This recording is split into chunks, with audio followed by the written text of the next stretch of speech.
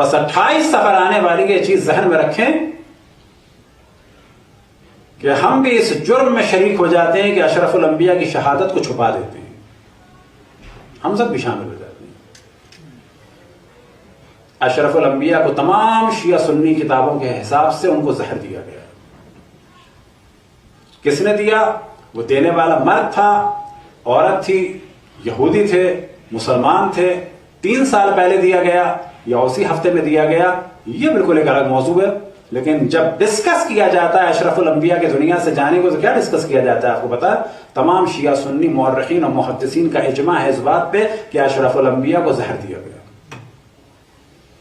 اب یہاں پہ سوال کیا جائے کہ جب انہیں زہر دیا گیا تو زہر کو چھپایا کیوں جاتا ہے، اور جب زہر دیا گیا تو ان کو شہید کیوں نہیں کہا جاتا، اور جب ہم شہید کہتے ہیں تو اس پہ ناراض کیوں ہوا جاتا ہے؟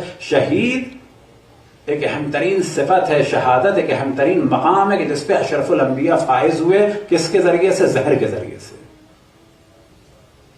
اور خود ہمارے یہاں روایات ہے وَمَا مِنَّا إِلَّا مَقْتُولٌ أَوْ مسموم، کہ ہمارے درمیان کوئی بھی ایسا نہیں ہے مگر یہ کہ یا اسے تلوار سے قتل کیا جائے یا پھر یعنی یا قتل کیا جائے فزیکلی کسی چیز سے، یا کیا کیا جائے؟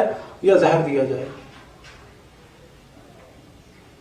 لیکن اگر آپ دیکھیں اتنا دوسری جانب کے کلچر کا ہم سب پر بھی اثر ہے کہ ہم بڑے مطمئن ہو جاتے ہیں وفات وفات وفات، اور اس سے زیادہ ظلم کیا ہو جاتا ہے کہ اشرف الانبیاء کی شہادت کا اتنا ذکر نہیں ہو پاتا کہ جتنا ہونا چاہیے، اور یہ ذکر جتنا کھلے گا اتنا تاریخ اور کھلے گی کہ اشرف الانبیاء کے ساتھ کیا ہو۔ بس کربلا کے واقعے کا تعلق اشرف الانبیاء کی شہادت سے شروع ہوتا ہے، اور اشرف الانبیاء کی شہادت کے بعد جو سب سے پہلا واقعہ ہوا وہ جانتے ہیں کیا واقعہ ہے؟ اشرف الانبیاء کی شہادت کے بعد جو سب سے اہم واقعہ ہے وہ جناب سیدہ کی شہادت۔